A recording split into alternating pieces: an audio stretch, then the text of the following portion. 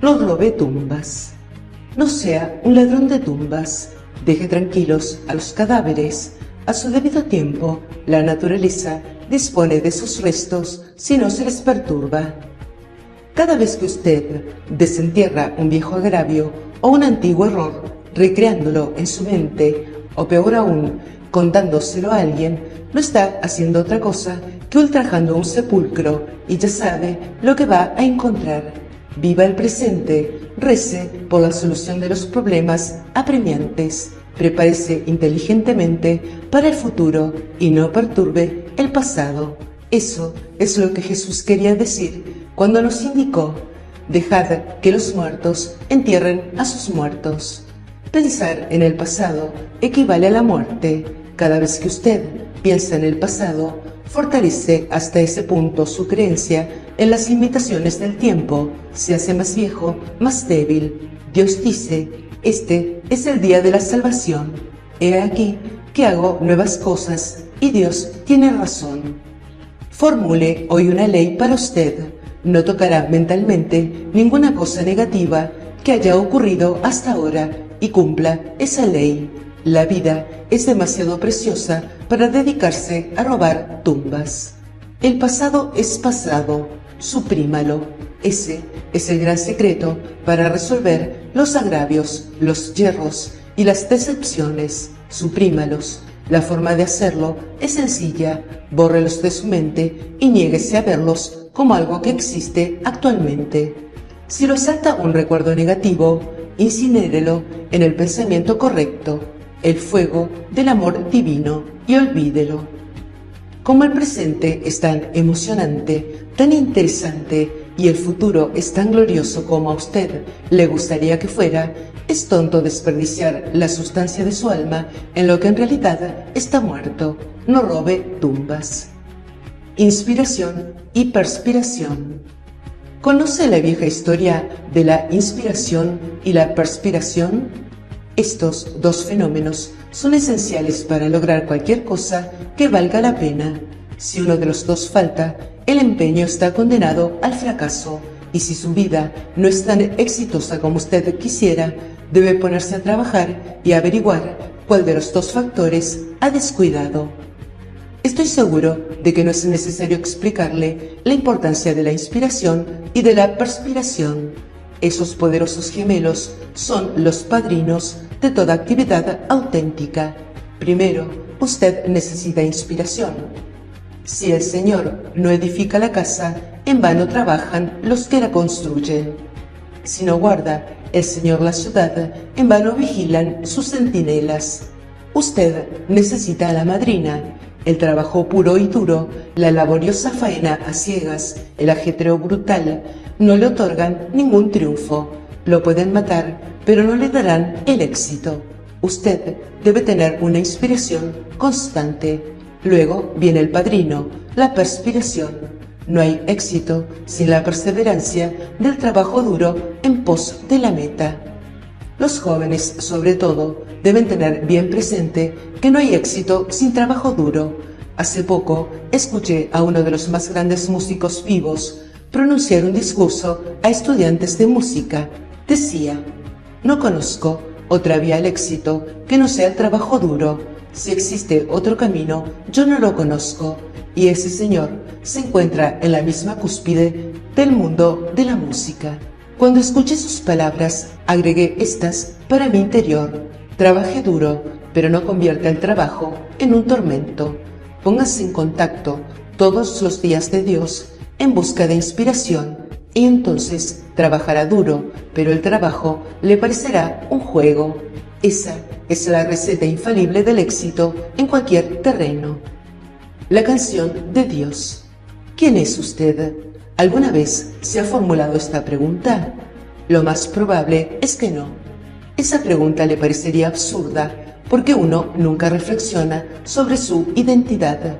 Si alguien le hubiera hecho la pregunta, usted habría respondido: me llamo Juan Pérez, vivo en tal dirección, tengo tantos años de edad, soy el hijo de José Pérez, trabajo en tal lugar. Y tal vez habría añadido que era miembro de la iglesia correcta y del partido político correcto. Bien, En lo que respecta a tales afirmaciones, son correctas, como la descripción del retrato que usted proyecta actualmente. Pero aquí está el problema: es solo un retrato, no es más que una dramatización de las opiniones sinceras que usted tiene respecto a sí mismo. No es su verdadero yo, no es otra cosa que un símbolo pasajero, inestable, de su actitud mental presente, nada más. El verdadero yo es un ser espiritual, perfecto, eterno e incorruptible. El verdadero yo es la expresión viviente del mismo Dios, que en potencia expresa todas las cualidades de Dios a su imagen y semejanza. ¿Qué es el hombre? Es parte de la expresión propia de Dios. Dios canta una canción y esa canción es el hombre. Una canción, como usted sabe, expresa la naturaleza del cantante. El instrumento del cantante no está integrado solamente por sus cuerdas vocales, es también todo su cuerpo y toda su mente. Si el cantante está enfermo o cansado o furioso, todos esos estados de ánimo se manifiestan en la canción. Si su corazón está lleno de alegría, de belleza y de amor divino, esas cosas también se expresan en la canción. El hombre es el himno del cantor divino y la armonía celestial es su naturaleza. Porque Dios entona un canto por pura alegría, no por algún objetivo ulterior o por alguna especie de ganancia o provecho. Dios se expresa por el mero gozo de vivir, porque Él es Dios. Esa es la verdad absoluta o real, pero la tarea de uno consiste en demostrarla, en llevarla a la realidad práctica, en cambiar el retrato limitado que vemos por la gloriosa verdad que conocemos, lo cual solo podemos lograr dejando que Dios lo logre a través de nosotros. Yo dije: sois dioses, todos vosotros sois hijos del Altísimo. Salmos 82:6, Juan 10:34. Huyendo de la vida. En la enseñanza espiritual se nos dice que no debemos hacer demasiado énfasis en nuestros problemas, sino que debemos advertir la presencia de Dios donde parece haber problemas. Descubrimos que mediante una pequeña práctica somos capaces de actuar así sin mayor dificultad. Uno o dos de nuestros críticos han indicado que esto equivale a huir de la vida. ¿Es así? Veamos. Supongamos que usted se encuentra en el interior de una casa donde estalla un incendio. ¿Qué haría usted? No hace falta decir que escaparía de la casa en llamas tan rápido como pudiera. Ahora bien, actuar así significa huir de la vida. ¿No estaría más bien buscando la vida? Por supuesto, la enfermedad, el pecado, el temor y la limitación, cosas que no son vida, son una muerte parcial y hay que superarlas volviéndose hacia la vida, que es armonía divina. ¿No aprendemos del sufrimiento? Sí, muy a menudo, e incluso hay personas que solo aprenden de esa manera, pero aprendemos cuando superamos lo negativo y no cuando lo alentamos o lo aceptamos. El hombre que acepta su problema con resignación, entre comillas, no está aprendiendo, sino resbalando hacia un mayor error. Enfatizar las cosas negativas, sea cual sea el pretexto, es igual a crear todavía más problemas. Alejarse del mal y descubrir a Dios, en cambio, equivale a mejorar y liberarse, a ayudar al mundo y a glorificar a Dios. La clave de oro es la clave de la libertad. Volveos a mí y seréis salvos en todos los confines de la tierra. Isaías 45:22. No ofrezca resistencia. Cuando usted se enfrenta a algo, se enemista con él y él responde. Mientras más se enfrente, peor es la reacción. Pero a lo que a usted no presta atención, o mejor aún, no hace caso, se desvanece o muere de inanición.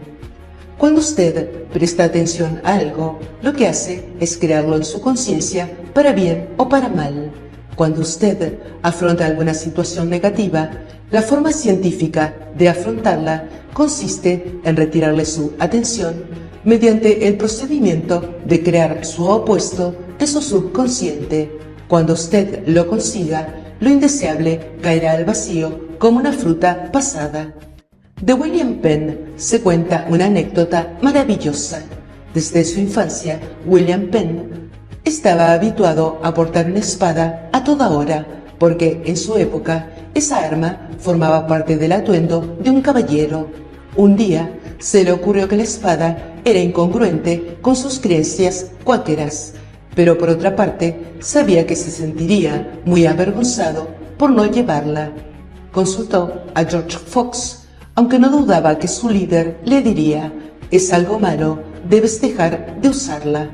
Sin embargo, George Fox no le dio esa respuesta. Fox guardó silencio por un momento y al cabo dijo: «Lleva tu espada hasta que no puedas llevarla más».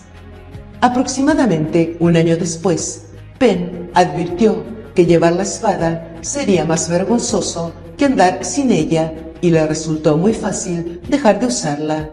No le quite a la gente las muletas, o no se quite usted las suyas. Cuando no sean necesarias, desaparecerán. Disuelva la necesidad.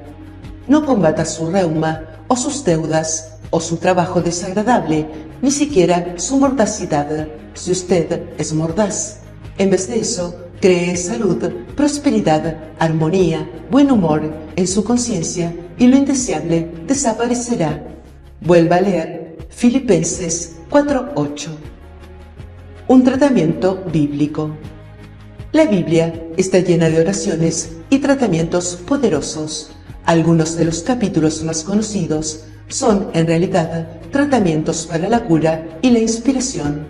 El Salmo 23, el 91 y el 27, entre otros, son buenos ejemplos. Es probable que usted sepa de memoria todos estos salmos desde hace años, pero la manera de utilizarlos eficazmente consiste en leerlos con cuidado y tratar de extraer una conclusión nueva de cada versículo. En esta tarea de extraer una conclusión nueva radica el tratamiento, que a menudo ofrece una demostración casi inmediatamente. Sacar algo nuevo de esa manera es en verdad una expansión de conciencia, y es la expansión de la conciencia la que genera resultados. Mandó su palabra y los sanó. Salmos 107, 20. La oración cambia las cosas. Sí, la oración cambia las cosas. Expresemos esto con total claridad. La oración cambia las cosas. Muchas personas dicen que rezar es bueno porque nos da valor y fortaleza para afrontar nuestros problemas. Dicen que la plegaria suele librar al hombre de la dificultad por el sencillo recurso de darle confianza a sí mismo, confianza que de otra manera no habría tenido. Claro, eso no es verdad espiritual. La realidad es que la oración científica, que consiste en ver la presencia de Dios donde parece estar el problema, no nos da simplemente valor para encarar el problema, cambia el problema en armonía. La oración sana el cuerpo cambiando los tejidos y lo hace cambiando primero la mente que forma esos tejidos. La oración cambia el entorno alterándolo, no se limita a cambiar nuestra actitud hacia el mismo. La oración le da salvación al hombre cambiando su naturaleza en los aspectos fundamentales, no se limita a cambiar nuestra actitud hacia el mismo. La oración le da la salvación al hombre cambiando su naturaleza en los aspectos fundamentales, no se limita a mejorarlo tal como es. La oración abre el camino hacia cosas nuevas, mejores, no repara las cosas viejas.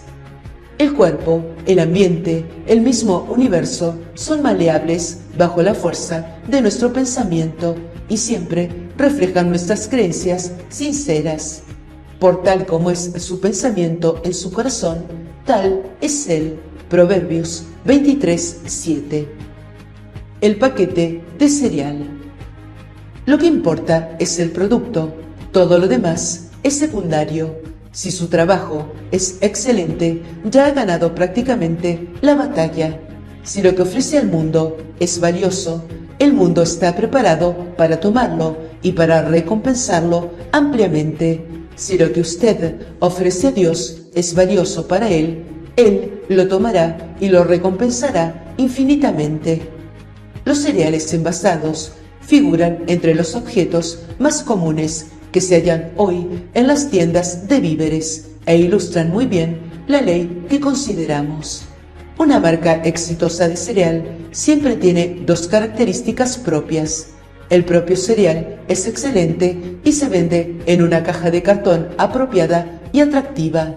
Observe esos dos puntos y observe que el primero es, con mucho, el más crucial, aunque el segundo no debe descuidarse de ninguna manera. El cereal es bueno, es lo que se afirma que es, no es ningún engaño. En segundo lugar, el envase es idóneo y atractivo.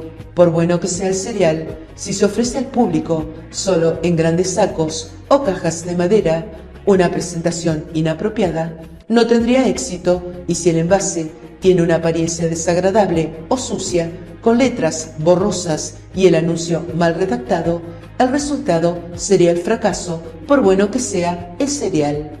En la práctica, sin embargo, la gente rara vez conoce un cereal muy bueno en un envase de pobre calidad. En realidad, el error más común suele ser lo contrario. Demasiadas personas parecen creer que pueden venderle a uno un cereal de mala calidad si logran que el envase sea lo suficientemente atractivo, y con la mira de ese objetivo dedican todas sus energías a la decoración del paquete, descuidando el cereal que está adentro. Esas personas creen que la astucia a la hora de vender es más importante que la calidad de la mercadería. Piensan que el engaño y la simulación pueden ocupar el lugar de la buena calidad. Se dan un aire de importancia o descripciones y títulos fantasiosos y creen que esos rasgos pueden sustituir el logro sustancial. Por supuesto, se trata de una patética falacia. Esta gente concentra toda su energía en el envase y desprecia el cereal, pero bajo ninguna circunstancia esa actitud ha permitido un éxito permanente, ni siquiera ha sido duradera. Concentre su atención en el cereal, haga que el paquete sea, desde luego, muy atractivo, pero recuerde que lo importante es el cereal que está en el interior del envase. Su éxito dependerá del cereal. Todo lo que puedas hacer, hazlo en tu pleno vigor. Eclesiastés 9:10. Recién comenzado. La especie humana recién sale de su infancia. Sus días grandiosos pertenecen al futuro. Hoy, la edad de la raza corresponde con un niño de 12 o 13 años. Los científicos estiman que el hombre apareció en la Tierra hace 1 millón de años, pero ese cálculo es muy conservador. El hombre apareció hace mucho más y han existido civilizaciones por decenas de miles de años. La mayor parte de las culturas yace ahora olvidada en el fondo del océano, bajo la arena de los desiertos e incluso enterrada bajo montañas. Sin embargo, la especie se encuentra en su infancia. Los días grandiosos están en el porvenir. Todos los grandes logros de la humanidad aún no se han dado.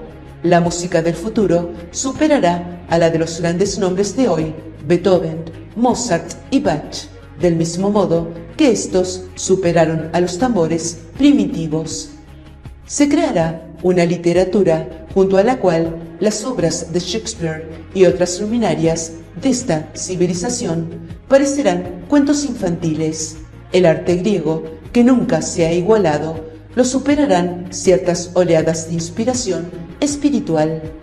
Las mayores proezas de la ingeniería de hoy, los puentes y las represas, los rapidísimos aviones, la electrónica, serán juguetes en proporción geométrica, y los genios religiosos de épocas pasadas no serán más que pigmeos comparados con los líderes espirituales del futuro.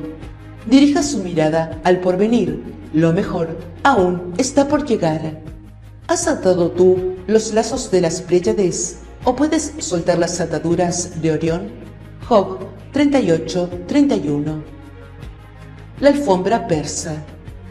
Los que están perplejos por las dificultades y las aparentes incongruencias de la vida deben recordar que en el presente solo contamos con una visión parcial de las cosas y que una visión parcial nunca muestra el objeto como verdaderamente es. En cualquier momento solo vemos una visión parcial del todo. Incluso esa sección la vemos mal debido a nuestra falta de comprensión. Si usted le enseña a un esquimal varias fotografías de secciones de un caballo, pero nunca el retrato de un caballo completo, el esquimal nunca sabrá cuál es el verdadero aspecto del animal. La vieja comparación de la alfombra persa es un ejemplo excelente. Se dice que si uno observa solamente el lado inferior de la alfombra, lo que ve es un confuso revoltijo de líneas y colores sin belleza ni lógica. Pero esto ocurre porque usted no conoce la clave. Si voltea la alfombra, la verá por el lado correcto, conocerá el diseño y comprenderá que esas hebras caóticas en realidad conforman un conjunto coherente y hermoso. Lo mismo sucede con la vida. Algún día, cuando alcancemos el suficiente crecimiento espiritual, veremos que las diversas hebras que forman nuestras vidas, los sucesos que parecen inconexos, los accidentes aparentes, son en realidad parte de un diseño ordenado y bello, la urdimbre, la trama de algo espléndido que constantemente tejemos para Dios. No juzguéis por las apariencias, juzgad según justicia. Juan 7:24. Un curso avanzado. A muchas personas les gustaría asistir a lo que llaman un curso avanzado en metafísica. Vale la pena analizar brevemente esa idea. ¿Qué se podría impartir en un curso avanzado que no esté en las lecciones ordinarias? En las clases habituales de metafísica se enseña que Dios es el único poder y que el mal es insustancial, que forjamos nuestro propio destino mediante nuestros pensamientos y nuestras creencias, que cuando oramos no importan las condiciones, que el tiempo, el espacio y la materia son ilusiones humanas, que hay una solución para todo problema, que el hombre es el Hijo de Dios y que Dios es bien perfecto, que Jesucristo es el único que enseñó toda la verdad sobre Dios y que en realidad lo demostró. Una vez que el estudiante ha obtenido comprensión intelectual correcta de estas realidades y que las ha digerido, al menos parcialmente, lo único que le falta es desarrollar su comprensión demostrando esas realidades en la práctica. Esta, desde luego, es tarea que todos afrontamos. Así, vemos que el verdadero curso avanzado es el que nosotros mismos damos al demostrar en los problemas prácticos de la vida cotidiana mediante el logro de la salud, la armonía y la libertad. Cada vez que superamos una dificultad al averiguar la verdad de ese obstáculo, Dios nos enseña algo nuevo e invaluable que no se puede expresar verbalmente o en un libro. Todos debemos trabajar ahora mismo en el curso avanzado mediante la práctica regular y constante de la presencia de Dios. Es estéril la fe sin obras. Santiago 2:20. No se esfuerce. En la oración o en el tratamiento, como en muchas otras cosas, mientras menos nos esforcemos, mejor. En efecto, el esfuerzo se derrota a sí mismo. Rece pausadamente, tranquilamente, sin tensiones. Cuando una persona intenta nadar por primera vez, casi siempre empieza batiendo violentamente el agua, en un esfuerzo por mantenerse a flote. Eso, por supuesto, es un error. Lo que ocurre es que la persona se agota y no logra avanzar. Más tarde, cuando un instructor eficiente le ha enseñado cómo se nada, la persona entra al agua y con unos cuantos movimientos suaves, casi sin esfuerzo, llega al extremo opuesto de la piscina. Después, solo es cuestión de tiempo y práctica constante para que la persona se convierta en un nadador experto. Igual sucede con el tratamiento. Vuélvase a Dios tranquilamente, con fe y confianza, y afirme que Él abre el camino de la mejor forma o que le resuelve ese problema en particular. Que su oración sea una visita sin prisas a Dios. Recuerde que Él se preocupa por usted y que para Él nada es imposible. Luego de gracias y espere los resultados, pues todo el que invocare el nombre del Señor será salvo. Romanos 10:13. 7 puntos en la oración. Cuando usted reza, usted se conecta con la casa del poder. La oración diaria, cuando se hace un hábito, se convierte en una cuerda irrompible a la que puede asir su vida. La oración más poderosa es una visita desinteresada a Dios. Cuando la oración se convierte en una carga o incluso en una obligación, es hora de renunciar a ella. Si usted está preocupado o su mente parece anegada, ensaye una búsqueda al azar en la Biblia o en su libro espiritual favorito. Sea receptivo ante Dios. No trate siempre de decirle cosas. Cesad y reconoced que soy Dios. Rece con calma. No trate de apresurar al Señor. Si usted puede librarse de la sensación de urgencia, sus demostraciones llegarán mucho antes de lo esperado. El rey Herodes. Cada historia de la Biblia es una parábola, al mismo tiempo que la mayoría son también, por supuesto, narraciones históricas. Recuerde el relato del rey Herodes. Herodes temía que un monarca rival naciera en su reino y lo despojara del trono. También sabía que cuando ese rey creciera, tal vez sería demasiado tarde para combatirlo con éxito. De modo que decidió matar a todos los posibles rivales que aún eran niños de pecho. Esa horrible historia es una magnífica lección para nosotros si se invierte y se toma de la manera correcta, ya que muestra cómo debemos lidiar con nuestros pensamientos negativos. Cuando un pensamiento negativo, miedo a algo, una duda, algún resentimiento o condena invade su mente, afróntelo inmediatamente, córtele la cabeza en ese mismo momento. No permita que crezca hasta hacerse tan fuerte que pueda desafiar su dominio e incluso vencerlo. Destrúyalo en su infancia. Eso es ser el rey Herodes para la gloria de Dios y es el camino hacia la más elevada sabiduría. Cuando lo asalta un pensamiento negativo, los primeros segundos son de oro. No le conceda al mal ni siquiera un minuto para que crezca en su pensamiento. Decapítelo cuando aún es un bebé y proteja su trono. Nunca examine falsas sugestiones, córteles la cabeza. Baje su balde. Vivimos en la presencia de Dios. La Biblia dice, en Él vivimos y nos movemos y somos. Con este poder ilimitado, que es inteligencia y amor, Dios, nos podemos poner en contacto en cualquier momento si nos volvemos a Él en pensamiento y le permitimos que llene nuestros corazones. Cada vez que actuamos así, Él comienza inmediatamente a influir en nuestras vidas para darles paz, armonía y libertad. El hombre agota su vida en la búsqueda de cosas externas, cuando su salvación consiste en descubrir lo interno. Muy a menudo creemos que nuestra salvación se halla a cierta distancia, mayor o menor, de donde nos encontramos ahora. En realidad, la salvación está aquí o en ninguna parte. Es oportuno recordar una vieja historia. Un grupo de marineros, cuyo barco había naufragado, andaba a la deriva en un bote en el Atlántico. No tenían agua y sufrían la agonía de la sed. Otra pequeña embarcación se acercó a una distancia suficiente como para que sus tripulantes pudieran hacerse oír, y cuando los náufragos pidieron agua, los recién llegados respondieron: «Bajen un balde».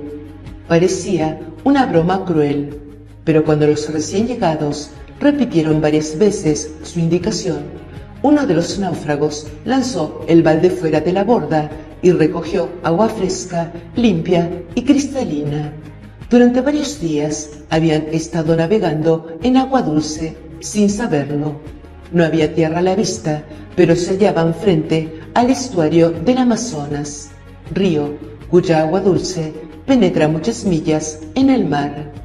Vale la pena recordar este viejo relato porque expresa magníficamente la experiencia de muchas personas que buscan inútilmente el bien que se encuentra insospechado sin descubrir a su alrededor. Él está más cerca que el suspiro, más cerca que las manos y los pies. Tensión. Descargue ese camello. Jesús dijo que era más fácil para un camello pasar por el ojo de una aguja que para un rico entrar en el reino de los cielos. Mateo 19:24, Marcos 10:25, Lucas 18:25. Los que comprenden la idea espiritual saben que Jesús no se tomó la molestia de determinar cuántos bienes materiales debía tener o no tener un hombre.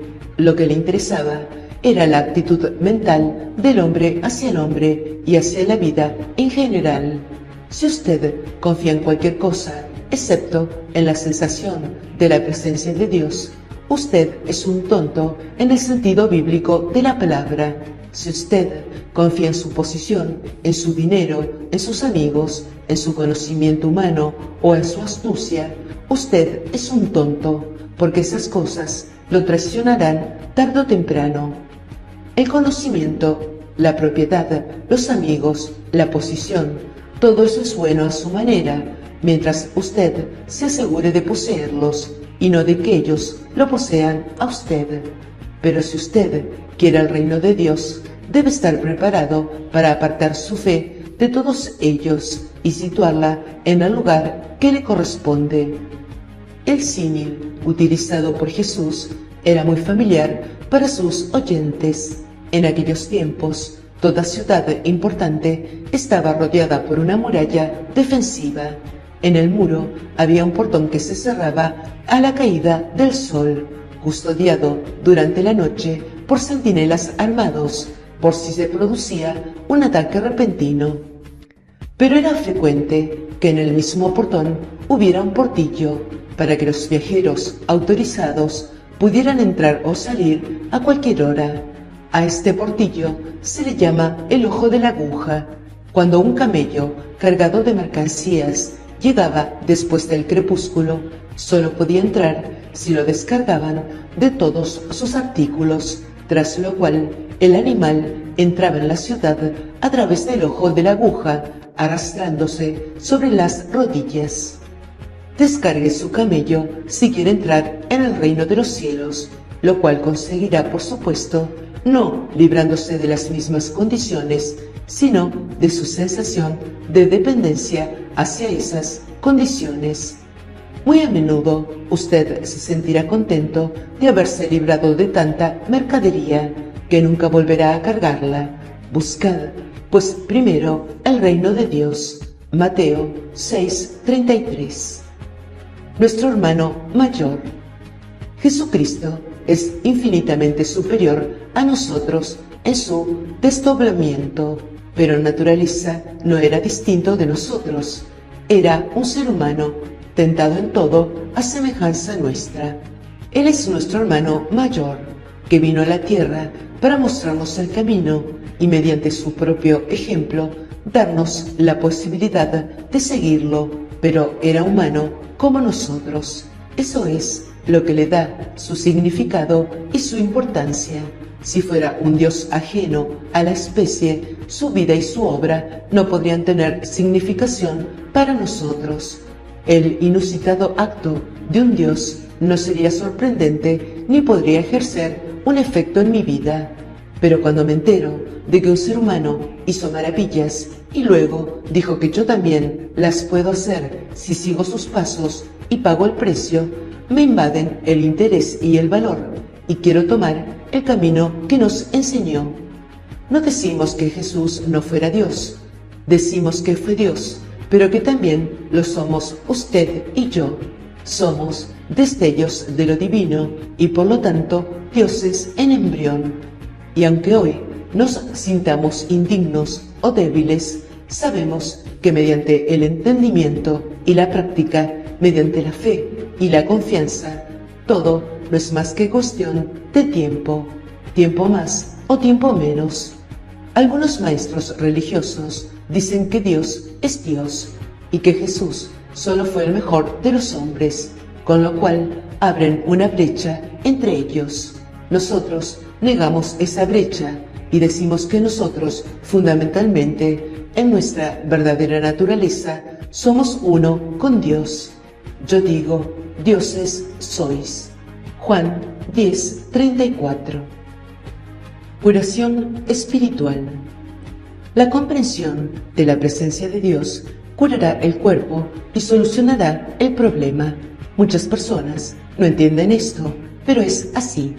Si usted quiere advertir la presencia de Dios en lo que antes consideraba, por ejemplo, un órgano lesionado, el órgano en cuestión comenzará a sanar. No importa que usted actúe por usted o por otra persona, o la distancia a la que pueda hallarse la persona, la ley se cumple igual. En la práctica, a muchas personas les resulta más fácil curar a otro individuo de esta forma que a ellas mismas, pero no hay una verdadera razón para que sea así, y uno debe ejercitarse para superar ese obstáculo. Uno debe entender bien que la comprensión de Dios es, por supuesto, un problema de nivel. Con el suficiente nivel de comprensión, la curación será instantánea. Si el nivel es menor, tardará un poco. Sin embargo, no es frecuente que uno posea el suficiente nivel de comprensión para curarse en un solo tratamiento. Lo que sucede es que el proceso ocurre a través de cierta cantidad de etapas, día a día, durante tanto tiempo como haga falta. Entre tanto, el paciente mejora hasta que la curación culmina. Ese no es el único método, pero sí el más elevado. A medida que progresamos en la verdad, debemos descubrir que disminuye la cantidad de etapas requeridas para la curación. Ese tratamiento puede tomar solo unos segundos o puede durar más tiempo, según el temperamento del que efectúe la obra y las condiciones particulares del caso. Pero no es el tiempo lo que importa, sino el nivel de comprensión que se logra. Así es la vida. Por alguna razón, uno fabrica ciertas creencias y luego tiene que vivir con ellas. Cuando usted crecía, personas bien intencionadas le decían muchas cosas negativas a manera de consejo y por lo tanto le implantaban sus temores. Esos temores lo acompañan hoy, consciente o inconscientemente. Otros problemas los trae uno al nacer. Uno afronta los temores encarnados como en un drama. Lo que tememos en nuestro corazón se nos presenta en las acciones de otras personas, en las condiciones en que uno trabaja, en un orden, en alguna parte del organismo, etc. Gracias a Dios, no es necesario como regla escudriñar las honduras del subconsciente en busca de sus temores. Ese es el método que emplean ciertas modalidades de psicología moderna. En la enseñanza espiritual, como ofrece la Biblia, aprendemos que al curar espiritualmente los síntomas, lo cual no equivale por supuesto a encubrirlos, sino a curarlos, el miedo o la falsa sugestión que causó los síntomas también desaparece y el paciente queda libre. Rece a diario en procura de paz mental, de sabiduría y de comprensión de Dios. Cuando en su vida aparece una falta de armonía, aléjela mediante la comprensión espiritual. Mientras más visite a Dios, aunque solo sea por unos segundos en cada ocasión, más felicidad hallará en su existencia. Reconcíliate pues con Él y haz la paz. Job 22:21. La gran alianza bíblica. Una alianza es un contrato. Cuando dos personas establecen una alianza, se supone que una haga ciertas cosas a cambio de que la otra haga otras cosas. Es por lo tanto un acuerdo mutuo. La Biblia dice mucho sobre cierta alianza. En efecto, la misma palabra aparece más de 200 veces en las Escrituras, y es muy importante que entendamos qué es una alianza. La alianza bíblica es un contrato que existe entre Dios y cada uno de los miembros de la especie humana. Dios dice que uno puede tener salud, libertad, felicidad, verdadera prosperidad, paz perfecta y constante crecimiento espiritual, siempre que uno se ejercite en engendrar solamente pensamientos armoniosos y en creer solo en la ley del bien. Si uno solo tiene pensamientos generosos, optimistas y constructivos, si uno solo pronuncia palabras positivas y útiles en todo momento, si uno solo realiza acciones buenas y constructivas, uno cumplirá su parte de la gran alianza y bajo ninguna circunstancia Dios dejará de cumplir la suya. Esta referencia es una alianza o documento legal, desde luego es una figura retórica en la cual la Biblia explica la gran ley psicológica y metafísica de la vida. Por eso deberáis guardar todas las palabras de esta alianza para asegurar el feliz éxito de cuanto emprendáis. Deuteronomio 29:9. Alimento y hambre. Se dice que las criaturas vivientes siempre marchan tras sus alimentos y no hay duda de que eso es cierto. La vida animal es rara o ausente en las regiones donde no se puede conseguir alimento. Por otra parte, todas las formas de vida pululan donde hay abundancia de nutrientes. Las amas de casa descuidadas atraen ratas y ratones y otros animales pequeños al permitir que en las despensas se acumulen desechos de comida al mantener la falta de higiene. Los sucesos y las experiencias son también cosas vivientes y asimismo buscan y marchan tras sus alimentos. El alimento de los sucesos es el pensamiento. Los pensamientos habituales de uno nutren las condiciones y las hacen aumentar y multiplicar. Los pensamientos de temor, los pensamientos críticos y lóbregos, los pensamientos egoístas, son el sustento de la infelicidad, de la enfermedad y el fracaso. Cuando usted ofrece esos alimentos en abundancia, esas cosas acuden a su vida, porque buscan su sostén.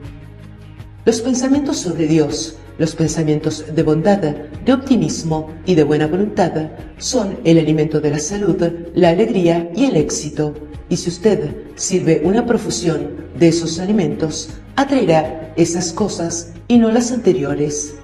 Cuando usted quiere expulsar alguna condición de su vida, mátela de hambre, negándose a ofrecerle cualquier alimento que la fortalezca, y lo sorprenderá la rapidez con que esa condición se aleja.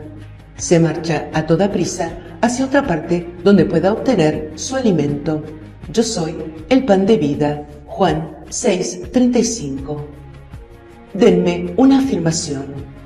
A veces la gente me pide que le dé una afirmación. Al parecer, creen que la repetición de una frase mágica va a resolverles el problema, pero nada podría estar más lejos de la verdad. Su problema está en usted, debido a una creencia errónea o a un proceso mental equivocado. La única manera de librarse de un problema consiste en cambiar su creencia o en alterar el falso proceso mental. El temor siempre está presente donde no hay armonía y una afirmación no lo destruirá por sí misma. Usted debe negarse a lo que le intimide el aparente peligro, sea lo que sea, y poner su confianza en el amor de Dios. Entonces el temor iniciará su retirada. Cuando usted necesita orientación para afrontar una decisión importante, la forma de obtenerla consiste en pensar y en creer que Dios lo guía. Esa creencia le dará orientación. Una afirmación suele ser útil como recordatorio de lo que usted debe creer, pero es el cambio en el proceso de su pensamiento, del error a la verdad, el que trae la demostración, no la mera repetición de una frase. Y orando, no seáis habladores como los gentiles. Mateo 6:7.